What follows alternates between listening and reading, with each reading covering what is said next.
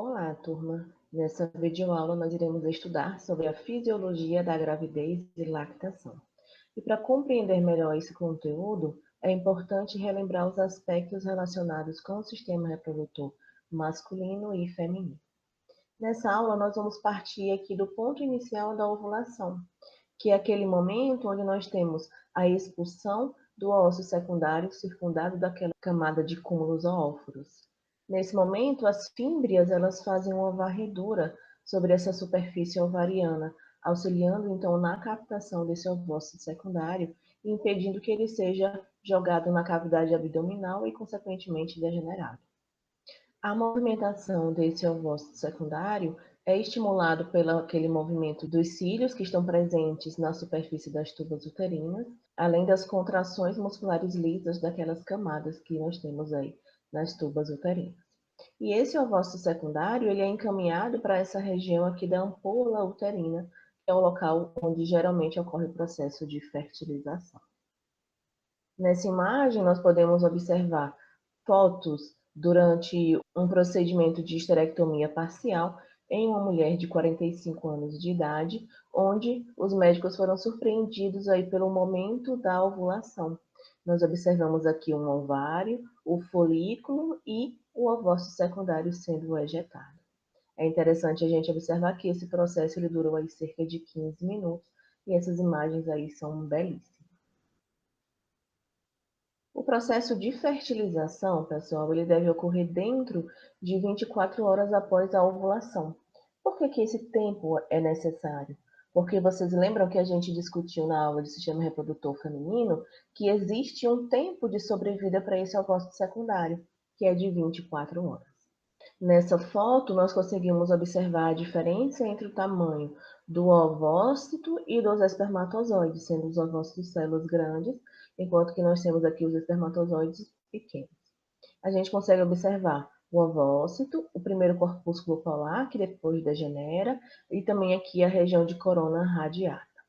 No momento da ejaculação, o homem ele vai depositar cerca aí de 150 a 600 milhões de espermatozoides ali no interior da vagina. Mas nem todos esses espermatozoides chegam até aquela região ali da ampola da tuba uterina para fazer o processo de fertilização. Geralmente são 50 a 100 que conseguem chegar e esse processo ele é rápido, tá? De cerca de 5 minutos. E existem outros fatores que auxiliam nessa locomoção dos espermatozoides, além do seu batimento aí desses flagelos, dessas caudas deles. Existe tanto a contração que acontece no útero e também nas tubas uterinas, ocasionadas pelo momento do orgasmo feminino, e também pela própria presença de prostaglandinas naquele líquido seminal. Isso auxilia aí a fazer esses processos de contração na musculatura lisa do trato reprodutor feminino e encaminhar esse espermatozoide para a região ali da tuba uterina. Nessa outra imagem, a gente consegue observar um espermatozoide capacitado. O que é isso?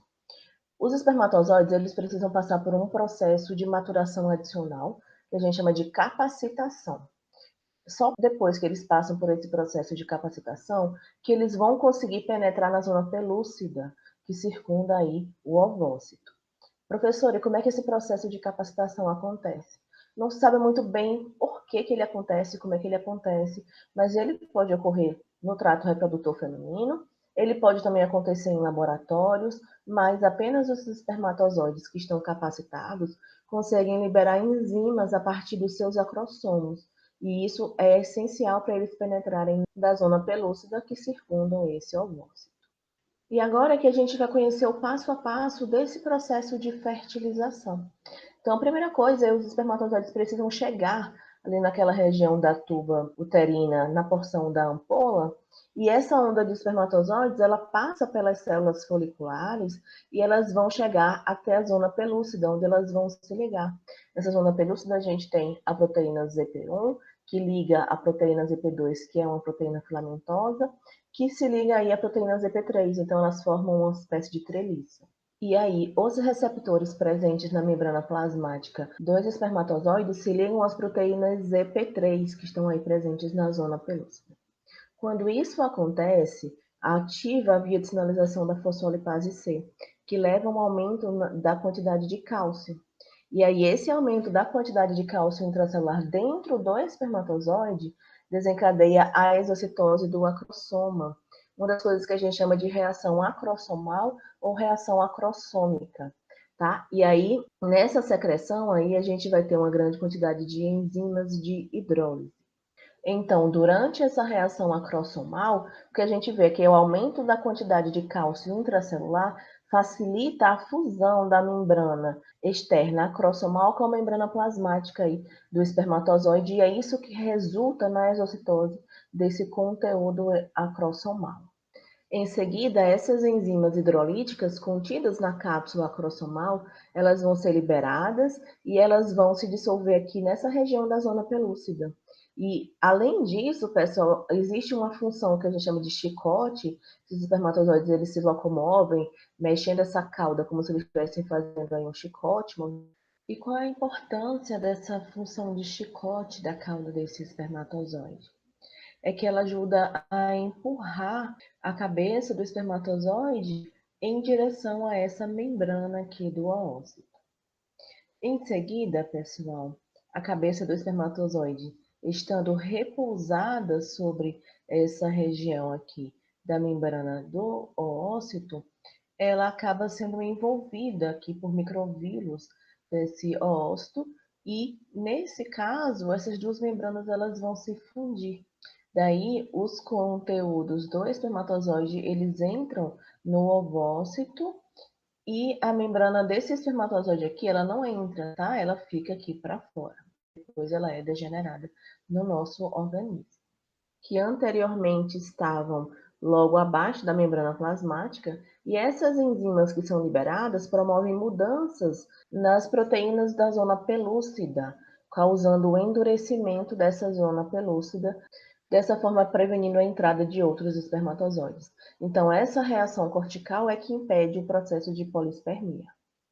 Em seguida, a gente vai observar que o aumento da concentração de cálcio intracelular dentro do ovócito induz o término aqui da segunda meiose do ovócito e a formação aí do segundo corpúsculo polar, que se localiza geralmente próximo ao primeiro corpúsculo polar e também degenera.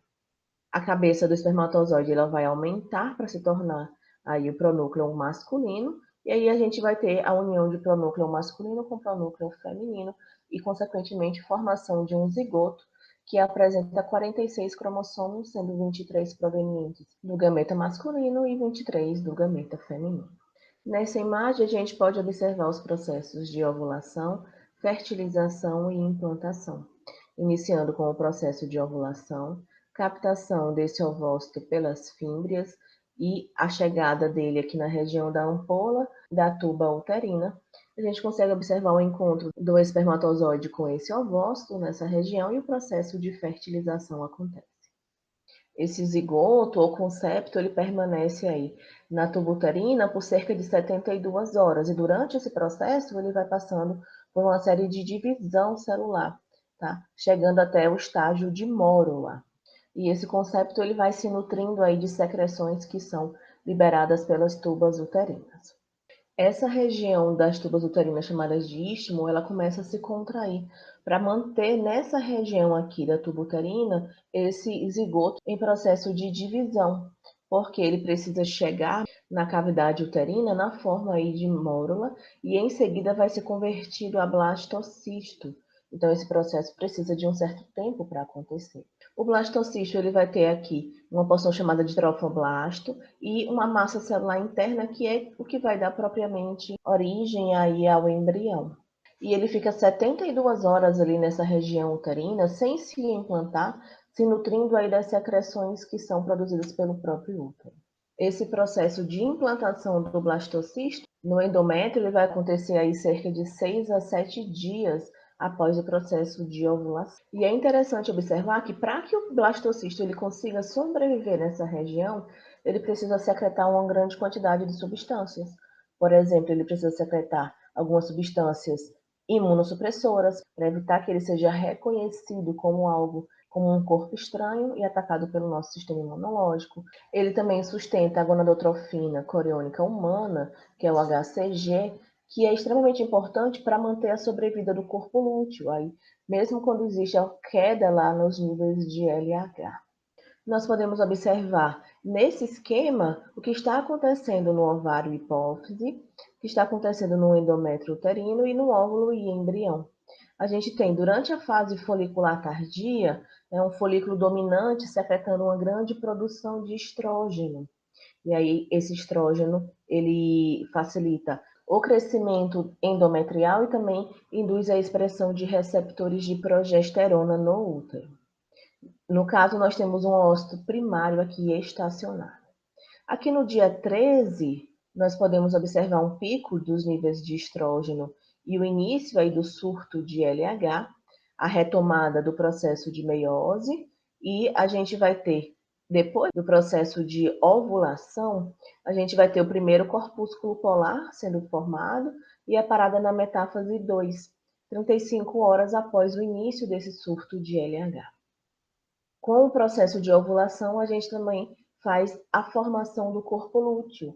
E esse corpo lúteo ele começa a secretar níveis elevados de progesterona e de estrógenos. Imaginem que aconteceu o processo de fertilização em estágio aqui pronuclear, embrião de 2 células já aqui se desenvolvendo. E aí, quando a gente chega no dia 20, seria aqui um período receptivo lá para o endométrio uterino, a gente teria a redução da expressão de proteínas antiadesivas que a gente tem naquela região, aumento da expressão de proteínas adesivas que auxiliam justamente na implantação do blastocisto. A progesterona ela induz secreções de glândulas preparadas por estrógenos e opõe-se aí aos efeitos mitogênicos dos estrógenos. Então, ela traz um perfil muito mais secretor para facilitar a nutrição desse blastocisto. Então, o blastocisto aqui se implanta na região uterina. E aí esse blastocisto, ele eclode na zona pelúcida e aí se implanta aqui mais ou menos no dia 22, 23, cerca de 6 a 7 dias após o processo de fertilização.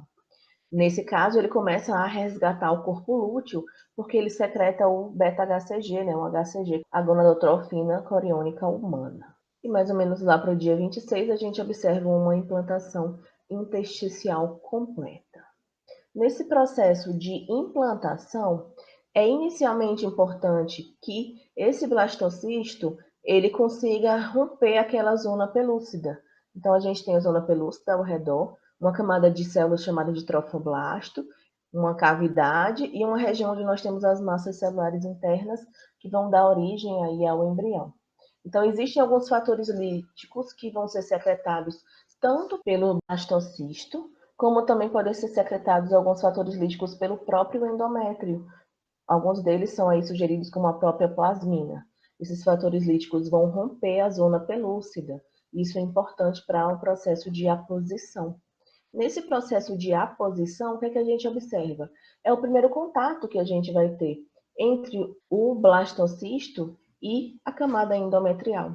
E isso acontece em uma região de cripta no endométrio e numa região chamada de trofoectoderme, aqui nessa região do blastocisto. E essa massa interna, pessoal, ela consegue rotacionar, tá? E ela vai ficar sempre nessa posição aqui apontando para dentro, né? Nessa direção aqui do endométrio. O próximo passo para uma implantação é fazer a adesão local.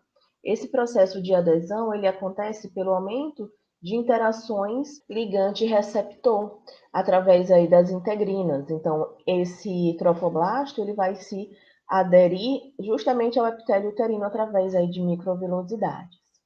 E o próximo passo, que seria realmente o momento da invasão, o que a gente vai observar é que esse trofoblasto ele vai começar a se proliferar rapidamente e gerar dois tipos de camadas, uma mais interna que a gente vai chamar de citotrofoblasto e uma mais externa que a gente vai chamar aqui ó, de sincício trofoblasto. E essa porção do sincício trofoblasto ele começa a fazer esse processo de invasão. Ela vai secretar aí algumas proteases que vão degradar a matriz extracelular, e assim elas vão fazendo essas projeções digitiformes e entrando cada vez mais nessa porção endometrial. Nessa tabela, a gente consegue observar substâncias que são secretadas pelo blastocisto. Alguns são agentes imunorregulatórios, como fator de ativação plaquetário, fator imunossupressor, prostaglandina 2, interleucinas. Alguns são metaloproteases que facilitam justamente essa invasão do trofoblasto para dentro do endométrio, como as colagenases, gelatinases e estromelisina. Também existem a secreção de serinas proteases, que facilitam também esse processo de invasão do trofoblasto ali para dentro do endométrio. E diferentes outros fatores, como o fator de crescimento autócrino, aqui a gonadotrofina coriônica humana, fator ovulatório, fator de gravidez inicial, estradiol, integrinas, inibinas, entre diversos fatores. E esse processo de invasão, ele continua acontecendo após a fertilização. Nessa imagem, após aí cerca de 8 dias, a gente já começa a observar nessa região do sincício trofoblasto o surgimento de algumas lacunas, tá? Nessa região. Quando a gente chega mais ou menos próximo de 12 a 15 dias após o processo de fertilização, essa invasão do sincício trofoblasto começa a chegar nas células endoteliais aí dos vasos. E aí começa a ter esse tipo de interação. Inicialmente ele consegue chegar nas veias e depois nas artérias.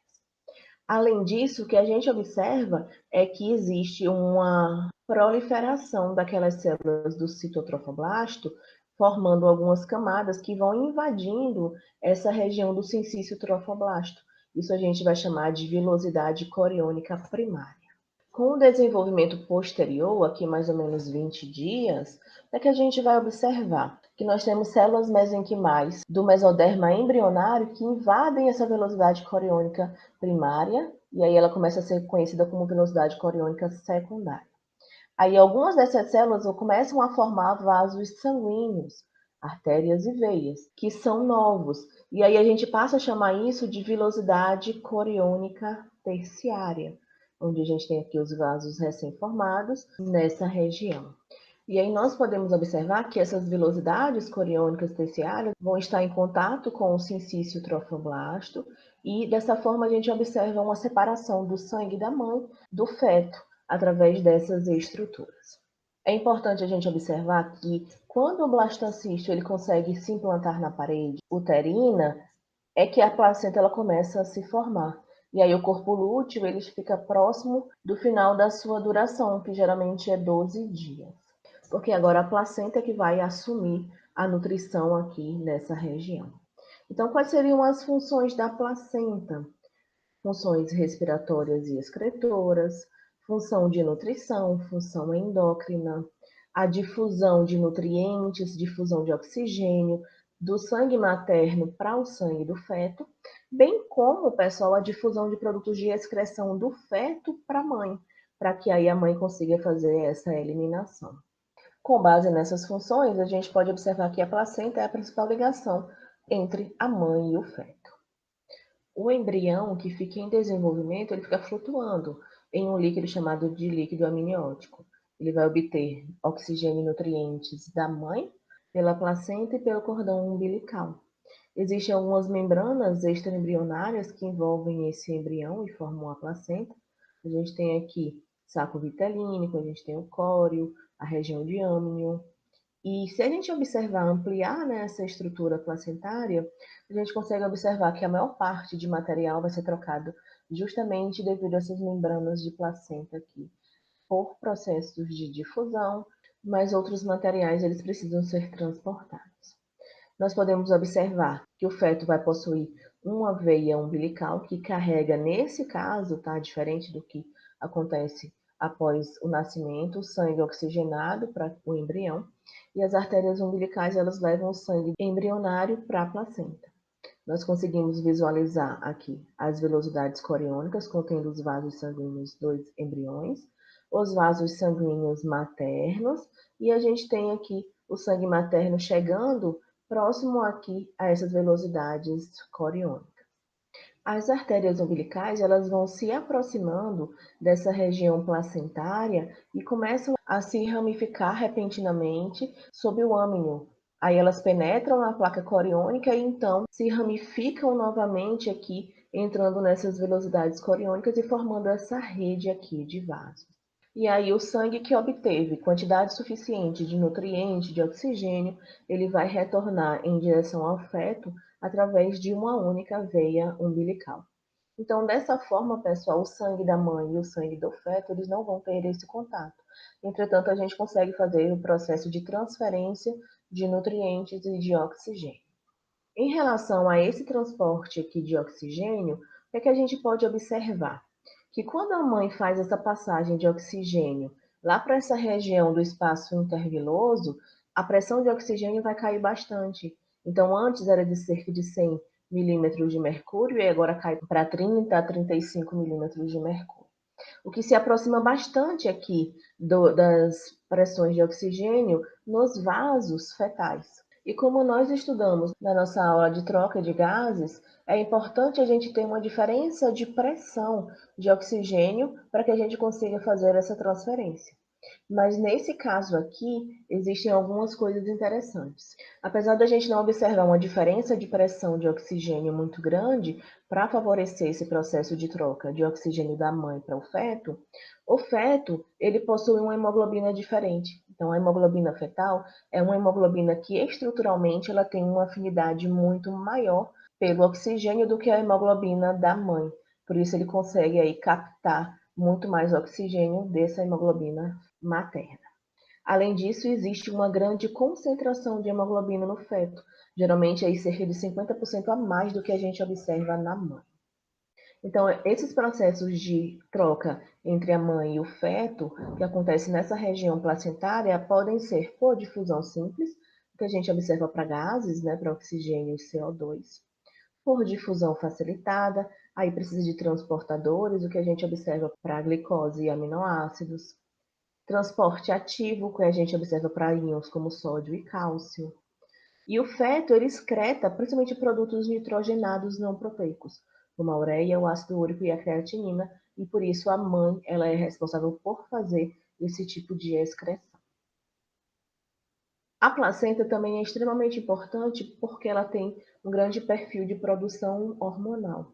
Ela também produz a gonadotropina coriônica humana, que o beta-HCG, produz estrógenos, produz progesterona e produz também a somatomatropina coriônica humana. Vamos começar conhecendo algumas características da gonadotropina coriônica humana. A gente tem cadeias alfa e cadeias beta. Cadeia beta que vai interessar para a gente. E esse hormônio, ele é secretado ali pelo sincício trofoblasto. E geralmente ele vai ser detectado mais ou menos de 8 a 9 dias após a ovulação. O pico de secreção da gonadotropina coriônica humana é em cerca de 10 a 12 semanas de gestação. E a gente vê uma redução na produção de gonadotropina coriônica humana ali 16 a 20 semanas antes do final da gestação. Então a gente começa a observar esse perfil de secreção da gonadotropina coriônica humana em unidades internacionais por ml em função da duração da gravidez em semanas, onde a gente tem um aumento da produção desse hormônio, o pico chegando aqui próximo de 10 a 12 semanas e depois uma queda gradativa nessa produção. A função dessa gonadotropina coriônica humana é evitar a involução do corpo lúteo, porque o corpo lúteo ele vai manter a secreção de progesterona e estrôgeno. E a presença desses hormônios sexuais evita o processo de descamação endometrial e faz todo aquele preparo para o processo de implantação do blastocisto. O beta-HCG, ele consegue ser detectado na urina, então ele é excretado na urina. E é ele que é detectado no teste de gravidez. Naqueles testes que a gente chama de teste de farmácia, que você compra urina e aí coloca uma fitinha e verifica se formar lá 2 tracinhos, você está grávida. Porém, existem casos onde existe um íon falso positivo nesse teste do beta-HCG, pois existem alguns tumores germinativos que podem estimular essa produção de beta-HCG. E na origem embriológica, esse beta-HCG ele é importante porque ele estimula a produção de testosterona pelo testículo dos fetos masculinos, o que auxilia ali na descida dos testículos para o saco escrotal. Os estrogênios vão ser secretados ali pelo sincício trofoblasto e também pela placenta. No caso da placenta, eles vão ser formados a partir de andrógenos, tá? como a desidroepiandrosterona e o 16-hidroxidesidroepiandrosterona. As funções desses estrógenos promover um aumento do útero materno, né? Então fazer os processos proliferativos, também esse aumento das mamas e da genitália externa feminina. Além disso, esses estrógenos também facilitam o relaxamento dos ligamentos pélvicos para o momento do parto, bem como o relaxamento das articulações sacroiliacas, que ficam mais maleáveis, e também a síntese púbica ela fica mais elástica. Tudo isso para facilitar o momento do parto. Ao contrário do corpo lúteo, que produz a progesterona e o estrógeno no início da gravidez, a placenta é um órgão endócrino imperfeito. Ela não consegue sintetizar o colesterol e existem diversas enzimas que não estão presentes nessa região, que são importantes para a formação tanto de estrógenos também como de progestágenos. E é por isso que a mãe precisa trabalhar em conjunto com o feto. Então, existe a formação de uma unidade, mãe, placenta, feto. No caso, a mãe, ela vai prover o colesterol, então ela envia colesterol para a placenta, principalmente aí nas formas de LDL, e aí a placenta consegue formar pregnenolona, progesterona, e envia de volta essa progesterona para a mãe. Porque com a evolução do corpo lúteo, a gente começa a ter baixos níveis de progesterona, e a mãe precisa dessa progesterona em níveis bons para o andamento correto da gravidez. Além disso, várias enzimas que são importantes para a formação de hormônios, elas vão ser fornecidas pelo próprio feto. Então, algumas lá presentes nas glândulas suprarrenais do feto e também no fígado. E aí existe essa troca. A placenta envia algumas coisas para o feto metaboliza, envia de volta para a placenta envia para a mãe, e assim a gente fica fazendo esse jogo, de forma que a gente consegue formar o estriol, a estrona e o estradiol nessa unidade mãe, placenta e feto. Por que a progesterona é um hormônio importante para a gravidez? Inicialmente, essa secreção ela pode acontecer ali pelo sincício trofoblasto e também pela placenta, posterior à formação aí que acontece pelo corpo lúteo. A progesterona ela é importante porque ela faz o desenvolvimento secretório do endométrio, facilitando então a nutrição desse embrião. Ela reduz o processo de contratilidade uterina, então ela evita um aborto, por isso que ela é muito importante, e ela ajuda o estrógeno a preparar as próprias mamas da mulher para o processo de lactação. Um outro hormônio é a somatomamotropina coriônica humana, que é também chamada de lactogênio placentário. Tem a sua secreção aí iniciada com cerca de 5 semanas de gestação, e existem algumas possíveis funções atribuídas a esse hormônio, como o desenvolvimento parcial das mamas, uma fraca ação de crescimento, e uma coisa interessante é que ele pode estar associado com a redução de sensibilidade à insulina e ao uso da glicose pela mãe. Então, muitas mulheres desenvolvem o diabetes gestacional e um dos fatores pode ser a secreção desse hormônio. Outros hormônios também estão envolvidos aí na gravidez, como os próprios glicocorticoides, promovem a mobilização de aminoácidos dos tecidos maternos.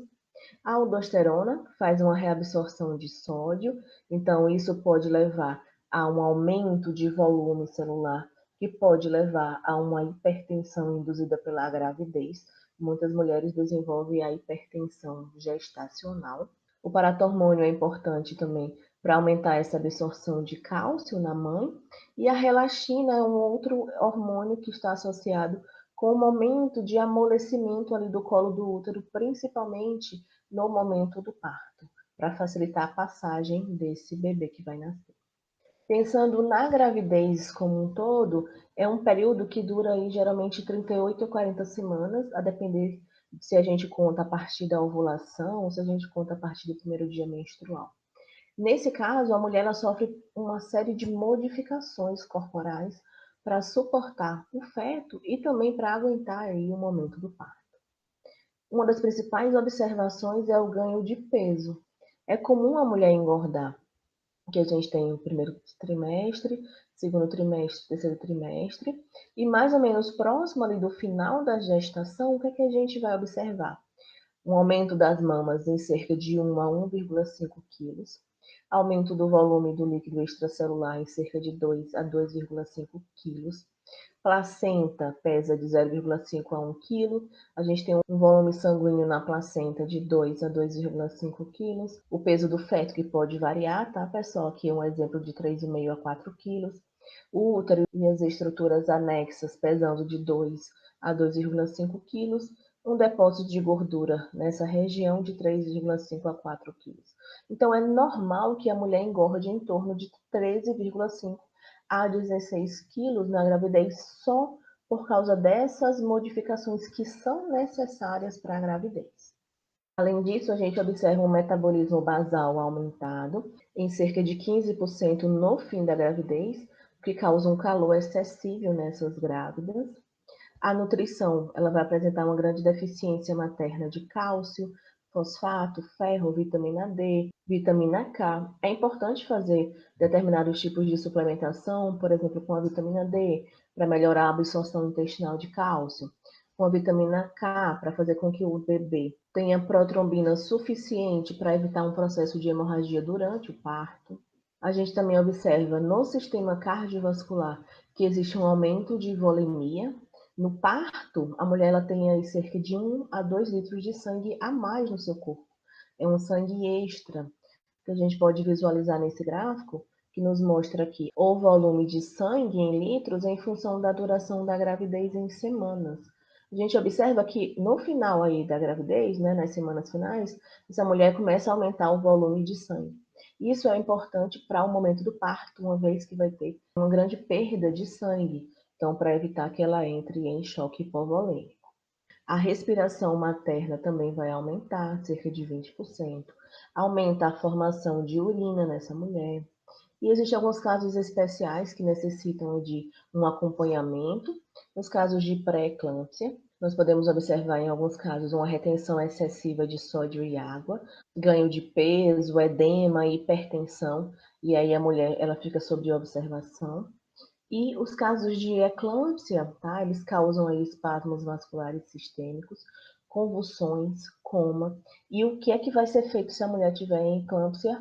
Interromper a gestação, interromper naquele momento, porque a mulher tem risco de morrer. E aí nós chegamos no momento do parto, que é aquele momento do nascimento do bebê. E esse é um processo que é beneficiado pelas contrações rítmicas, então existe uma mudança hormonal que aumenta a excitabilidade muscular, então torna aquele músculo muito mais excitável, e também nós temos mudanças mecânicas acontecendo na mulher para que esse parto ele consiga acontecer. Mudanças hormonais, nós podemos elencar aumento na produção de estrógenos, que vão auxiliar no aumento da contratilidade uterina, aumentando a formação de junções comunicantes. Então, o útero ele se modifica, são formadas uma série de junções comunicantes para facilitar ele funcionar como se fosse um sincício, para isso facilitar então o parto. Nós também observamos um aumento na produção de ocitocina, que se liga em receptores OT, que são acoplados à proteína GQ e G11, então eles facilitam a contração uterina por ativar a via da fosfolipase C. A gente também tem prostaglandinas distintas, que também atuam em receptores acoplados à proteína GQ e G11 e aumentam a contratilidade uterina. A principal é a prostaglandina F2-alfa, que atua em receptores FP. Como mudanças mecânicas, nós temos aí a distensão muscular do útero, e isso aumenta a contratilidade uterina. A distensão ou a própria irritação do colo uterino, causado ali pelo bebê, isso também aumenta a contratilidade uterina reflexa. E essas mudanças mecânicas vão gerar aquelas alças de retroalimentação positiva para facilitar o parto. No trabalho de parto, o que a gente observa é que aquelas contrações de Braxton Hicks, que seriam contrações que a mulher observa durante a gravidez, elas são contrações indolores e rápidas, geralmente duram cerca de 2 minutos, que ela vai observando durante a gravidez, elas vão se transformar em contrações extremamente fortes. Além disso, esses sinais de dor que vão provocar aí alguns efeitos neurogênicos na medula espinhal, eles mandam sinais para os músculos abdominais. e aí fazem também contrações abdominais para auxiliar na expulsão desse feto. E é por isso que nesses momentos a mulher pode defecar, a mulher pode urinar, porque existe uma série de contrações abdominais também que acontecem. E aí nós podemos avaliar esse momento do parto.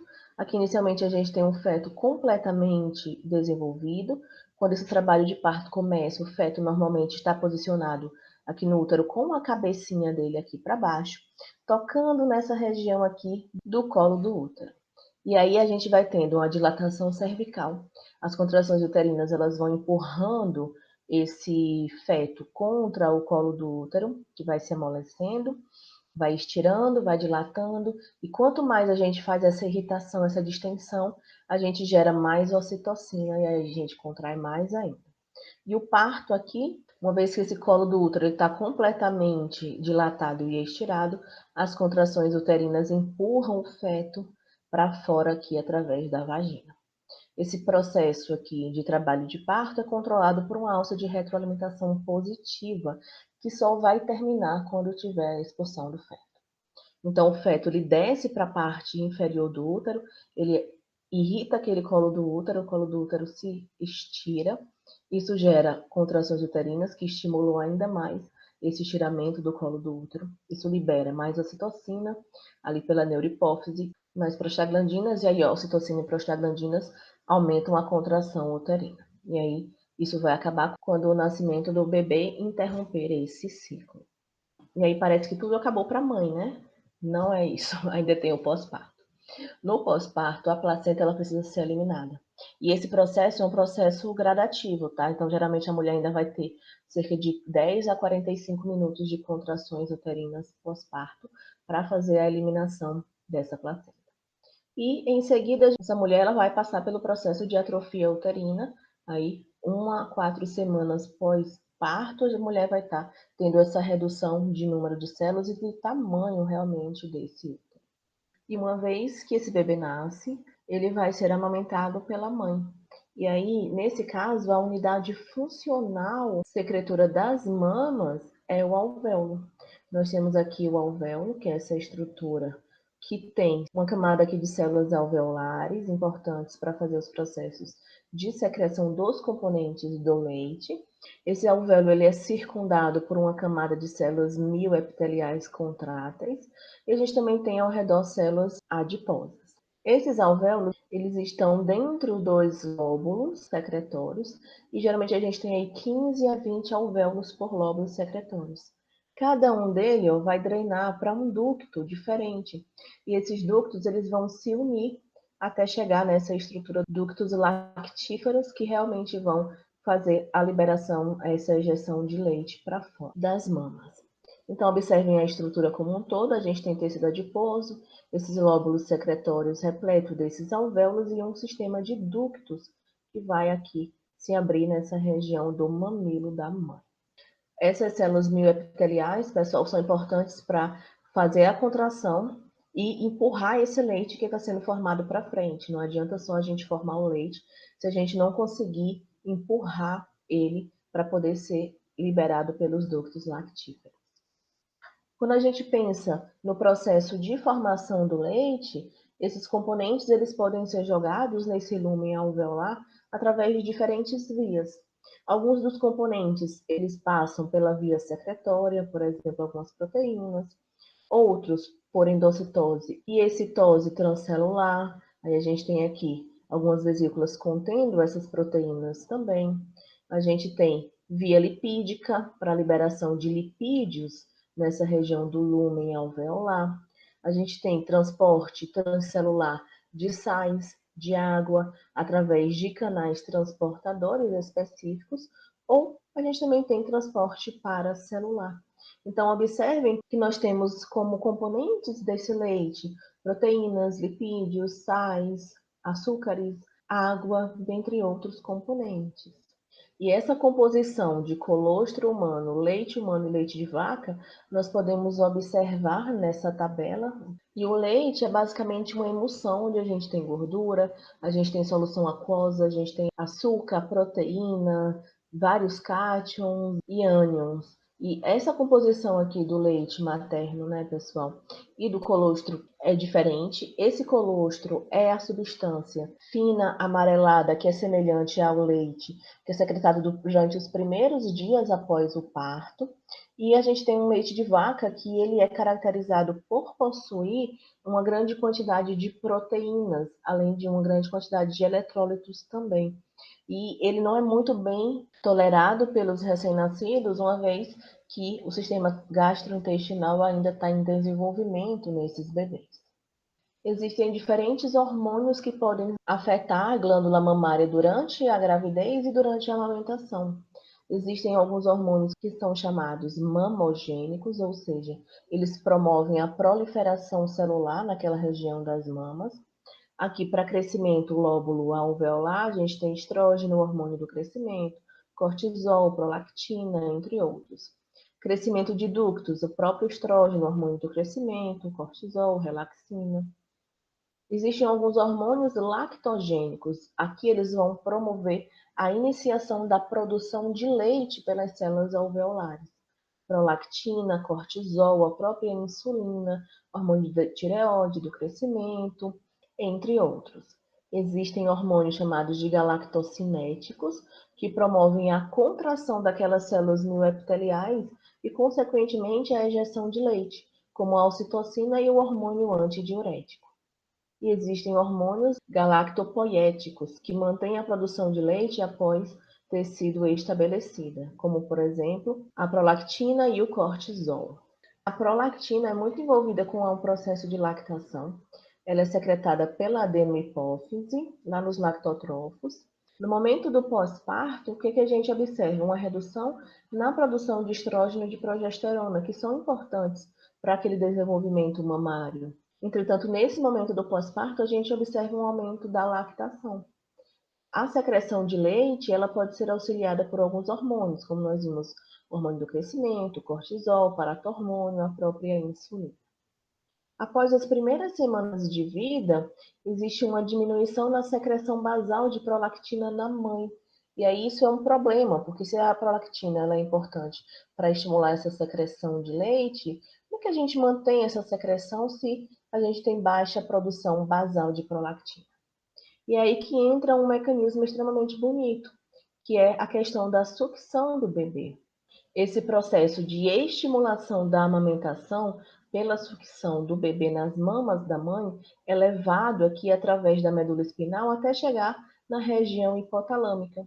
E aí os neurônios da medula espinal, eles inibem a liberação de dopamina a partir do núcleo arqueado aqui hipotalâmico, e essa diminuição dos níveis de dopamina remove a inibição que a dopamina normalmente faz nos lactotrófos aqui da hipófise, levando então à liberação de prolactina. E a prolactina vai estimular a produção de leite no seio. Então, a dopamina, ela normalmente está inibindo a liberação de prolactina. Quando essa amamentação ela começa a acontecer, esse processo de sucção, esse estímulo, ele chega até a região do núcleo arqueado, inibe a ação dopaminérgica e, consequentemente, a gente aumenta a liberação de prolactina pela adenohipófise, que vai estimular a produção de leite. É esse próprio ato de sucção do bebê que é responsável por facilitar a produção de leite na mãe. Outras coisas também acontecem. Os neurônios da medula espinal também estimulam a produção e liberação de ocitocina dos núcleos paraventriculares e supraópticos hipotalâmicos. E a ocitocina ela é liberada da hipófise posterior para a circulação arterial sistêmica, onde em seguida ela segue o seu caminho até chegar no seio e nas células mioepiteliais. Então, a ocitocina atua naquelas células mioepiteliais, facilitando o processo de contração e, consequente, a ejeção de leite materno. Um outro fator é que os neurônios da medula espinal, eles inibem os neurônios do núcleo arqueado da área pré-óptica do hipotálamo, levando a uma diminuição na produção de hormônio liberador de gonadotrofinas. Então, uma menor estimulação desses gonadotropos inibe o ciclo ovariano. Por isso que, durante o momento da amamentação, geralmente a mulher não vai menstruar. Então, aqui nós observamos que a sucção do bebê é sentida aí por mecanorreceptores nessa região do mamilo, e a gente envia sinais até a região aqui de hipotálamo e vamos inibir essa célula produtora do hormônio inibidor da prolactina, que é a dopamina, né? E com isso a gente vai ter uma maior liberação de prolactina aqui pelos lactotrófos na adenohipófise e a prolactina estimula a secreção de leite. Além disso, a gente observa uma estimulação dos neurônios produtores de ocitocina, que vão ser liberados a partir da neurohipófise, e a ocitocina atua nas células mioepiteliais, fazendo a contração do músculo liso e favorecendo a ejeção do leite. Além disso, esses estímulos eles podem ser iniciados, pessoal, por outras coisas que liguem o bebê à mãe. Por exemplo, o som da criança chorando faz ejetar leite, o próprio pensamento sobre o bebê, entre outros fatores. Nesse caso, esse ato de sugar é o que a gente chama de reflexo da ejeção, que leva à inibição da ação dopaminérgica, que levaria à redução da atividade da prolactina. Estímulos locais, o som da criança, tudo isso aí diminui essa liberação de dopamina e facilita a descida desse leite e essa ejeção. E é por isso que existem reflexos psicogênicos, como o medo, a raiva, o estresse. Todos esses fatores estão envolvidos com uma diminuição da amamentação. Então, durante o processo de amamentação, a mulher ela precisa estar bem, porque tem vários fatores que podem interferir aí nessas linhas de conexões lá de hipotálamo e hipófise. A lactação, ela reduz a função ovulatória cíclica por diminuir, então, a liberação do hormônio liberador de gonadotrofina, diminuindo a produção de FSH e LH, diminuindo, então, a função ovariana. Bom, turma, então, dessa forma, nós chegamos ao final da nossa videoaula sobre a fisiologia da gravidez e lactação.